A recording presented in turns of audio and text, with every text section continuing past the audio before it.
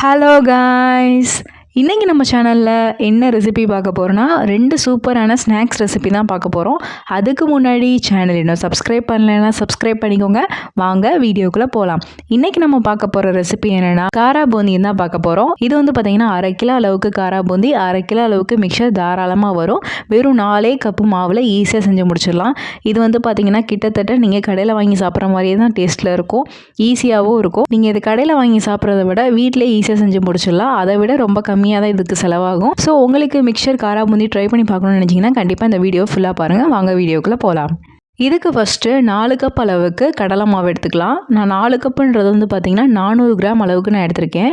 இதை வந்து நல்லா ஃபஸ்ட்டு சளிச்சிட்டு ஆட் பண்ணிக்கலாம். எப்போவுமே ஏதாவது ஒரு ஸ்வீட் ரெசிபி செய்கிறீங்கன்னா இல்லை ஸ்நாக் ரெசிபி செய்கிறீங்கன்னா கண்டிப்பாக வந்து சளிச்சிட்டு தான் மாவை ஆட் பண்ணணும். எப்போவுமே பேக் பண்ண மாவில் வந்து பார்த்திங்கன்னா கட்டி இருக்கும், ஏதாவது தூசி இருக்கலாம். அதனால வந்து நீங்கள் சளிச்சிட்டு ஆட் பண்ணிங்கன்னா உங்களுக்கு வந்து நல்லா கட்டி இல்லாமல் நீட்டாகவே வரும். அதுக்காக இப்போ வந்து பார்த்திங்கன்னா மாவு நல்லா சளிச்சு எடுத்தாச்சு. எப்போவுமே செய்யும் போது நல்லா அகலமான பாத்திரத்தில் எடுத்துக்கோங்க. நான் வந்து கொஞ்சம் சின்ன பவுலாக எடுத்துட்டேன். ஸோ வந்து வெளியில் கொஞ்சம் வேஸ்ட் ஆயிடுச்சு. ஸோ நீங்கள் செய்யும் போது நல்லா பெரிய பாத்திரமாக எடுத்துக்கோங்க. இப்போ 4 கப்பு கடலை மாவுக்கு 1 கப் அளவுக்கு அரிசி மாவு எடுத்துக்கலாம். அரிசி மாவையும் நல்லா சளிச்சிட்டு ஆட் பண்ணிக்கோங்க. 1 கப்புன்றது நான் 100 கிராம் அளவுக்கு நான் எடுத்திருக்கேன். இப்போ இதில் வந்து பார்த்திங்கன்னா 1/2 டீஸ்பூன் அளவுக்கு மஞ்சள் தூள் ஆட் பண்ணிக்கலாம். 1 டீஸ்பூன் அளவுக்கு மிளகாய் தூள், 2 டீஸ்பூன் அளவுக்கு உப்பு ஆட் பண்ணிக்கலாம். 1/4 டீஸ்பூன் அளவுக்கு பெருங்காயத்தூள், இதெல்லாமே சேர்த்துட்டு நல்லா மிக்ஸ் பண்ணிக்கோங்க. பவுடராக இருக்கும் போது நல்லா வந்து உங்களுக்கு மிக்ஸ் ஆயிரும். ஸோ வந்து இப்போ நல்லா ஃபஸ்ட்டு மிக்ஸ் பண்ணிக்கோங்க. அதுக்கப்புறம் தண்ணி எண்ணெயெல்லாம் ஆட் பண்ணிக்கலாம். இப்போ வந்து பார்த்திங்கன்னா சூடாக இருக்கிற எண்ணெய் வந்து ஒரு 2லேருந்து 3 டேபிள் ஸ்பூன் அளவுக்கு ஆட் பண்ணிக்கோங்க. ஆட் பண்ணிவிட்டு நல்லா வந்து இந்த மாதிரி ரப் பண்ணி நல்லா மிக்ஸ் பண்ணிக்கோங்க. எப்போவுமே நீங்கள் நெய் எண்ணெய் ஆட் பண்ணுறீங்கன்னா அங்கங்கே கட்டி கட்டியாக இருக்கும். ஸோ வந்து இந்த மாதிரி நல்லா தேய்ச்சி விட்டுட்டு நல்லா மிக்ஸ் பண்ணிட்டீங்கன்னா நல்லா வந்து உங்களுக்கு ஸ்ப்ரெட் ஆகிடும். இதில் வந்து பார்த்திங்கன்னா நீங்கள் சூடான வெண்ணெய் கூட ஆட் பண்ணிக்கலாம், இல்லை நெய் கூட ஆட் பண்ணிக்கலாம், இதனால் ஆட் பண்ணிக்கலாம். இப்போ வந்து இது எல்லாத்தையுமே நல்லா மிக்ஸ் பண்ணியாச்சு. மிக்ஸ் பண்ணிவிட்டு இப்போ கொஞ்சம் கொஞ்சமாக தண்ணி ஊற்றி நல்லா வந்து மாவை பிசைஞ்சு எடுத்துக்கலாம். இதில் வந்து பார்த்திங்கன்னா நான் வந்து கொஞ்சம் அதிகமாக வந்து தண்ணி ஆட் பண்ணிட்டேன். நீங்கள் செய்யும் போது கொஞ்சம் வந்து தண்ணி கம்மியாக ஆட் பண்ணிக்கோங்க. ஏன்னா வந்து மாவு கொஞ்சம் நெழுகலாக இருந்தால் தான் எனக்கு பிழிகிறது கொஞ்சம் ஈஸியாக இருக்கும். ஸோ வந்து நான் அந்த மாதிரி ரெடி பண்ணிட்டேன். நீங்கள் செய்யும் போது நல்லா வந்து கெட்டியாக கூட நீங்கள் ரெடி பண்ணிக்கலாம். உங்களுக்கு வந்து பிழிகிறதுக்கு ஓகே அப்படின்னா நீங்கள் கெட்டியாகவே வந்து சப்பாத்தி மாவு மாதிரி ரெடி பண்ணிக்கலாம். சப்பாத்தி முறுக்கு மாவு மாதிரி.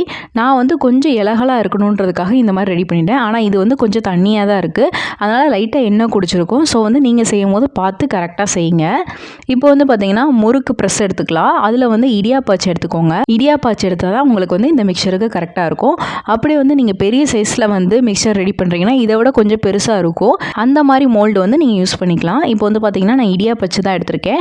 இதை வந்து நல்லா ஃபஸ்ட்டு ஃபிக்ஸ் பண்ணிக்கலாம். ஃபிக்ஸ் பண்ணிவிட்டு உள்ளுக்கு எல்லா இடத்துலையுமே வந்து ஆயில் நல்லா வந்து அப்ளை பண்ணி விட்டுக்கோங்க. அப்படின்னா தான் உங்களுக்கு நல்லா ஃப்ரீயாக இருக்கும். இப்போ வந்து பார்த்தீங்கன்னா நான் எடுத்துருக்கிறது ரொம்ப கொஞ்சம் தண்ணியாக தான் இருக்குது. நீங்கள் செய்யும் போது நல்லா கெட்டியாக எடுத்துக்கோங்க. அப்படின்னா தான் எண்ணெய் குடிக்காமல் இருக்கும், நல்லா கிறிஸ்பியாகவும் இருக்கும். இதுவுமே நல்லா டேஸ்ட்டாக கிறிஸ்பியாக இருக்கும். ஆனால் எண்ணெய் கொஞ்சம் அதிகமாக குடிக்கும், அதுக்காக சொல்கிறேன். இப்போ வந்து பார்த்தீங்கன்னா நம்ம பிழிஞ்சு பார்க்கலாம். பாருங்கள், இந்த அளவுக்கு நல்லா ஈஸியாக ஃப்ரீயாக வரணும் உங்களுக்கு. இப்போ வந்து ஆயில் நல்லா ஹீட் பண்ணிக்கோங்க. ஆயில் நல்லா ஹீட் பண்ணிவிட்டு இது வந்து பார்த்தீங்கன்னா சீக்கிரமே வெந்துடும். ஸோ வந்து நீங்கள் ஒரு 10 செகண்ட் முன்னாடி 10 செகண்ட் திருப்பி போட்டு எடுத்துட்டாலே வந்து உங்களுக்கு போதுமானது, கரெக்டாகவே இருக்கும். ஃபஸ்ட் நம்ம ஆட் பண்ணும்போது பார்த்தீங்கன்னா நல்லா பபிள்ஸ் வரும். அதுக்கப்புறம் வந்து நீங்கள் திருப்பி போட்டுட்டிங்கன்னா ஒரு 10 செகண்ட் பபிள்ஸ் வரும். அதுக்கப்புறம் அடங்கிடும். நீங்கள் அதுக்கப்புறம் எடுத்துக்கலாம். கொஞ்சம் நீங்கள் லேட்டாக எடுத்துட்டிங்கன்னா கூட கலர் சேஞ்ச் ஆகி போகிறோம். அப்புறம் வந்து கலர் வந்து மாறி ஒரு மாதிரி ஆரஞ்சு கலரில் இருக்கும். ஸோ வந்து சீக்கிரமே எடுத்துருங்க. இது வந்து பார்த்திங்கன்னா எப்போ நீங்கள் திருப்பி போடணும் அப்படின்னா அது வந்து இடியாப்பம் மாதிரி இருக்கக்கூடாது, உங்களுக்கு அந்த அளவுக்கு சாஃப்டாக இருக்கக்கூடாது, நூல் மாதிரி. கொஞ்சம் வந்து நம்மளுக்கு வந்து திருப்பி போடுற அளவுக்கு எடுத்து திருப்பி போடுற அளவுக்கு வந்த பின்னாடி நீங்கள் எடுத்து போட்டுக்கலாம். நீங்கள் ஏன்னா சாஃப்டாக இருக்கும்போது எடுத்து போட்டிங்கன்னா உங்களுக்கு வந்து திருப்ப முடியாது, அப்படியே மடங்கிடும், ஷேப் வந்து உடஞ்சி போயிடும். ஸோ வந்து அது திருப்பி போகிற அளவுக்கு வந்து உங்களுக்கு எடுக்கிற மாதிரி இருந்துச்சுன்னா நீங்கள் எடுத்து திருப்பி போட்டுக்கோங்க. இதே மாதிரி எல்லாத்தையுமே நல்லா ஃப்ரை பண்ணி எடுத்துக்கலாம். இதிலே வந்து நீங்கள் ஓமம் வந்து ஆட் பண்ணிட்டீங்கன்னா ஓமப்பொடி மாதிரி டேஸ்ட் இருக்கும் உங்களுக்கு. ஆனால் ஓமப்பொடியில் வந்து பார்த்தீங்கன்னா மிளகாய் தூள் ஆட் பண்ணக்கூடாதுன்னு சொல்லுவாங்க. அதனால் நீங்கள் பார்த்துக்கோங்க. உங்களுக்கு இப்படி வேணும்னா ஓமம் ஆட் பண்ணி ஓமப்பொடி மாதிரி செஞ்சுக்கலாம். இப்போ வந்து பார்த்தீங்கன்னா எல்லாத்தையுமே இதே மாதிரி ஃப்ரை பண்ணி எடுத்தாச்சு. நல்லா வந்து இந்த மாதிரி ரெடி பண்ணி வச்சுக்கோங்க. இப்போ இதில் எண்ணெய் இருக்கும். ஸோ வந்து இந்த மாதிரி நல்லா அடுக்கி வச்சுட்டிங்கன்னா எண்ணெய் ஃபுல்லாக கீழே வந்துடும். உங்களுக்கு வந்து சீக்கிரம் வந்து எண்ணெய்லாம் வடிஞ்சு நல்லா ட்ரையாக நல்லா கிறிஸ்பியாகவே இருக்கும். இப்போ வந்து பார்த்தீங்கன்னா மிக்சர் நல்லா சூப்பராக ரெடி ஆயிடுச்சு. இப்போ இந்த மாதிரி வந்து பார்த்தீங்கன்னா ஒரு 7லேருந்து 8 அடுக்கு உங்களுக்கு தாராளமாக கிடைக்கும். இதை நம்ம அப்படியே வந்து வச்சிடலாம். இப்போ வந்து பாதி மாவில் பார்த்தீங்கன்னா நான் மிக்சர் செஞ்சுட்டேன். மீதி மாவு வந்து அப்படியே இருக்குது. இதில் வந்து பார்த்தீங்கன்னா நம்ம வந்து பூந்தி ரெடி பண்ணிக்கலாம். இப்போ அதில் வந்து ஒரு 1/4 டீஸ்பூன் அளவுக்கு பேக்கிங் சோடா நான் ஆட் பண்ணிக்கிறேன். நீங்கள் ஆப்போ சோடா வச்சுருந்தீங்கன்னா ஆப்போ சோடா கூட ஆட் பண்ணிக்கலாம். இதில் வந்து கொஞ்சம் கொஞ்சமாக தண்ணி ஊற்றி நல்லா மிக்ஸ் பண்ணிக்கோங்க. தண்ணி வந்து பார்த்திங்கன்னா நிறையா ஊற்றிடக்கூடாது, ரொம்பவும் கம்மியாக ஊற்றிடக்கூடாது. இது வந்து பார்த்திங்கன்னா நம்ம லட்டு மாவோட கொஞ்சம் வந்து தண்ணியாக இருக்கணும். ஏன் அப்படி சொல்கிறேன்னா, பூந்தி வந்து அப்படின்னா தான் உங்களுக்கு வந்து உள்ளுக்கு வந்து அந்த ஓட்டம் மாதிரி நல்லா வந்து ஹேலோவாக இருக்கும். கெட்டியாக இருந்துச்சுன்னா அப்படியே வந்து சாஃப்டாகவே இருக்கும். ஸோ கிறிஸ்பியாக வேணும்னா நம்மளுக்கு வந்து கொஞ்சம் தண்ணியாக இருந்தால் தான் கிறிஸ்பியாக இருக்கும். இப்போ வந்து பார்த்திங்கன்னா நல்லா தண்ணியாக இருக்குது. இந்த பதத்தில் வந்து இருக்கணும். தோசை மாவுக்கும் கொஞ்சம் தண்ணியாக இருக்கணும். அப்படின்னா தான் வந்து நீங்கள் ஊற்றி சுடும்போது நல்லா வந்து உங்களுக்கு அப்படியே பாலாக அழகாக நீட்டாகவே வரும். லட்டு செய்யும் போது வந்து பார்த்திங்கன்னா ஷேப்ஸ் வந்து அவசியம் கிடையாது. ஆனால் பூந்தி செய்யும்போது கொஞ்சம் ஷேப் வந்து தேவை. ஏன் அப்படி சொல்கிறேன்னா, பூந்தி வந்து ஷேப் கரெக்டாக இருந்தால் தான் உங்களுக்கு வந்து அது நல்லா கிறிஸ்பியாக இருக்கும், மொறுன்னு இருக்கும். அதே நீங்கள் லட்டுக்கு செய்யும்போது நீங்கள் எப்படி செஞ்சாலும் வந்து அந்த சீனி பாகில் போட்டு உருட்ட தான் போகிறீங்க. ஸோ வந்து அதுக்கும் நிறைய டிஃப்ரென்ஸ் இருக்குது. அதனால் மாவு வந்து பதம் வந்து ரொம்ப முக்கியம். ஸோ வந்து தண்ணியாக ரெடி பண்ணிக்கோங்க. இப்போ வந்து பார்த்திங்கன்னா ஆயில் நல்லா ஹீட் பண்ணியாச்சு. ஹீட் பண்ணிவிட்டு இந்த மாதிரி வந்து சல்லிக்கரண்டி இல்லைனா கரண்டி அரிக்கரண்டியில் வந்து இந்த மாதிரி கொஞ்சம் கொஞ்சமாக ஊற்றி இந்த மாதிரி ரெடி பண்ணிட்டீங்கன்னா அழகாக பூந்தி ரெடி ஆயிரும். உங்களுக்கு பார்த்தாலே தெரியும், அப்படியே முத்தாக இந்த மாதிரி விழுகும். அப்படி உங்ககிட்ட பூந்தி கரண்டி இருந்துச்சுன்னா பூந்தி கரண்டியில் வந்து நீங்கள் ரெடி பண்ணிக்கலாம். அப்படி பூந்தி கரண்டி இல்லைன்னா அரிக்கரண்டியில் ரெடி பண்ணிக்கலாம். இந்த மாதிரி ரெடி பண்ணி வச்சுக்கோங்க. இது வந்து ரொம்ப ஈஸியாக தான் இருக்கும் பூந்தி சுடுறது. இதே மாதிரி ரெடி பண்ணி எடுத்துக்கலாம். இது வந்து பார்த்திங்கன்னா சீக்கிரமே ஃப்ரை ஆயிரும். ஸோ வந்து ஒரு 2 மினிட்ஸ்லேயே வந்து நல்லா வெந்துடும். இது வந்து பார்த்திங்கன்னா நீங்கள் ரொம்ப வந்து கருக விட்டுறக்கூடாது. இதுவும் வந்து பார்த்திங்கன்னா சீக்கிரமே வெந்துடும். இது எப்போ நீங்கள் எடுக்கணும் அப்படின்னு பார்த்திங்கன்னா ஒரு மாதிரி வந்து எல்லோயிஷ் ஆரஞ்சு கலரில் அது வந்து தெரிய ஆரம்பிக்கும். அப்போ நீங்கள் எடுத்துக்கலாம். ரொம்ப வந்து கிறிஸ்பியாக விட்டுட்டிங்கன்னா ரொம்ப வந்து கலர் சேஞ்ச் ஆகி போயிடும். அப்புறம் டேஸ்ட்டும் மாறி போயிடும். இது வந்து பார்த்திங்கன்னா பூந்தி லட்டு அளவுக்கு வந்து நீங்கள் சீக்கிரம் எடுக்கக்கூடாது. பூந்தி லட்டுக்கு வந்து பார்த்திங்கன்னா நம்ம சீக்கிரமே வந்து பூந்தி எடுத்துருவோம். ஏன் அப்படின்னா அது கொஞ்சம் சாஃப்டாக இருக்கணும். அதுக்காக வந்து நம்ம சீக்கிரமே போட்டோன்னே ஒரு 1 மினிட்லேயே வந்து எடுத்துருவோம். இது வந்து பார்த்திங்கன்னா நல்லா கிறிஸ்பி ஆகணும். அதனால் வந்து நம்ம ஒரு 2 மினிட்ஸ் கழித்து நம்ம எடுப்போம். இந்த அளவுக்கு உங்களுக்கு கிறிஸ்பியாக வரணும். இதே மாதிரி எல்லாத்தையுமே ஃப்ரை பண்ணி எடுத்து வச்சுக்கோங்க. இப்போ வந்து பார்த்திங்கன்னா பூந்தியும் ஃப்ரை பண்ணி வச்சாச்சு, மிக்சரும் ஃப்ரை பண்ணி வச்சாச்சு. இப்போ இதுக்கு ஆட் பண்ணுறதுக்கு இன்க்ரீடியன்ஸ் வந்து நம்ம எடுத்துக்கலாம். இப்போ இதுக்கு ஆட் பண்ணுற இன்க்ரீடியன்ஸ் எல்லாமே பார்த்துக்கலாம். வேர்க்கடலை எடுத்திருக்கேன், அவல் எடுத்திருக்கேன், அதுக்கப்புறம் பொட்டுக்கடலை, அதுக்கப்புறம் வந்து முந்திரி பருப்பு, இது எல்லாமே எடுத்திருக்கேன். அதுக்கப்புறம் வந்து ஒரு கொத்து கருவேப்பிலை எடுத்திருக்கேன். அதுக்கப்புறம் ஒரு 15லேருந்து 20 பல் பூண்டை வந்து தட்டிட்டு ஆட் பண்ணியிருக்கேன். தோலோட தான் வச்சுருக்கேன், தோல்லாம் ரிமூவ் பண்ணலை. இப்போ இது எல்லாத்தையுமே ஃப்ரை பண்ணி எடுத்துக்கலாம். ஒரு 1/4 கப் அளவுக்கு முந்திரி பருப்பை வந்து நல்லா ஃப்ரை பண்ணி எடுத்துக்கலாம். அதே எண்ணெயிலேயே நல்லா முந்திரி வந்து பார்த்திங்கன்னா கோல்டன் ப்ரௌன் கலர் வந்த பின்னாடி எடுத்துக்கலாம். அதுக்கப்புறம் ஒரு 1/2 கப் அளவுக்கு பொட்டுக்கடலை ஆட் பண்ணிக்கலாம். இதையும் நல்லா ஃப்ரை பண்ணி எடுத்துக்கோங்க. 1/2 கப்புன்றது நான் 50 கிராம் அளவுக்கு நான் எடுத்திருக்கேன். இதையும் வந்து கோல்டன் கலரில் வந்தோன்னா எடுத்துக்கலாம். அதுக்கப்புறம் ஒரு 1/2 கப் அளவுக்கு நிலக்கடலை ஆட் பண்ணிக்கலாம். இதுவும் வந்து பார்த்திங்கன்னா ஒரு 50 கிராம் அளவுக்கு நான் எடுத்திருக்கேன். இதுவும் நல்லா ஃப்ரை ஆன பின்னாடி எடுத்துக்கலாம். இப்போ நம்ம தட்டி வச்சுருக்க பூண்டையும் நல்லா வந்து ஃப்ரை பண்ணி எடுத்துக்கலாம். ஒரு 15லேருந்து 20 இருக்கும். அதுக்கப்புறம் கருவேப்பிலையும் நல்லா ஃப்ரை பண்ணி எடுத்துக்கலாம். இப்போ வந்து லாஸ்ட்டாக வந்து அவலை எப்பயுமே பொரிங்க. ஏன் வந்து நான் லாஸ்ட்டாக அவல் பொரிக்க சொல்கிறேன்னா, அவல் வந்து பொரிக்கும் போது வந்து பார்த்திங்கன்னா ஆயில் வந்து ஃபுல்லாக வந்து கலர் சேஞ்ச் ஆயிரும். ஸோ வந்து ஆயில் வந்து சில நேரம் வேஸ்ட் ஆகிறதுக்கு வாய்ப்பு இருக்குது.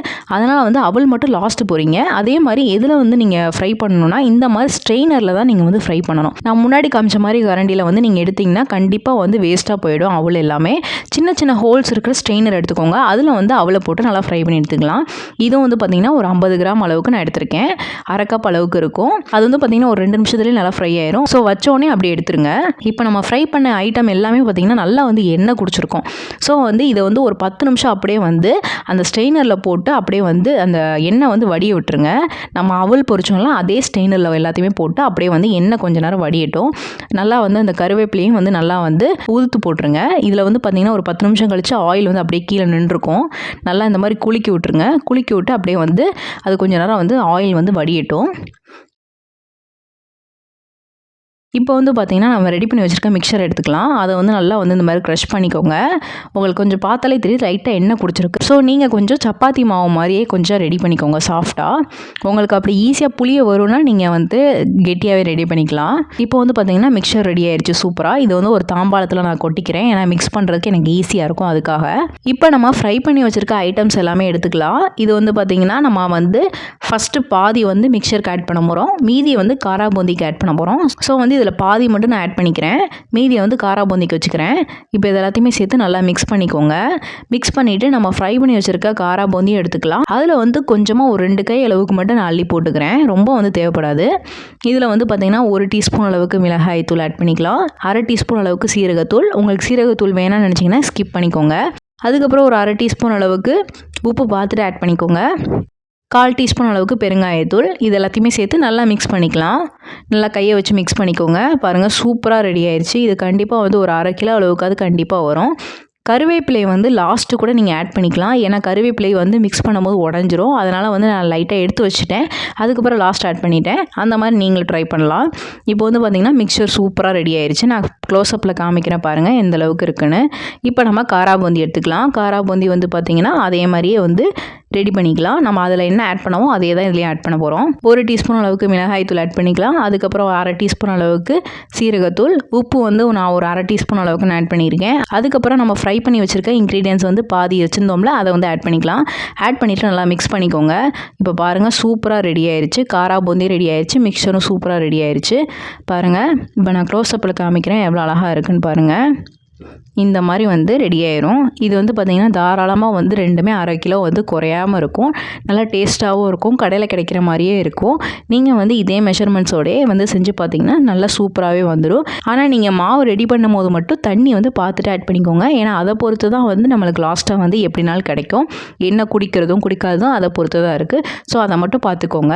அவ்வளோதான். ரொம்பவே ஈஸியான சிம்பிளான மிக்சரும் காரா பூந்தி ரெசிபியும் ஒரே மாவில் செஞ்சு முடிச்சாச்சு. இந்த ரெசிபியை ட்ரை பண்ணி பார்த்துட்டு எப்படி இருக்குன்னு சொல்லுங்கள். இது தீபாவளி தான் செய்யணும்னு அவசியம் கிடையாது. எப்போல்லாம் உங்களுக்கு தேவையோ அப்போல்லாம் வந்து இதை ட்ரை பண்ணி பார்க்கலாம். ஸோ இந்த ரெசிபி பிடிச்சிருக்கும்னு நினைக்கிறேன். பிடிச்சிருந்தா லைக் பண்ணுங்கள், ஷேர் பண்ணுங்கள், கமெண்ட் பண்ணுங்கள்.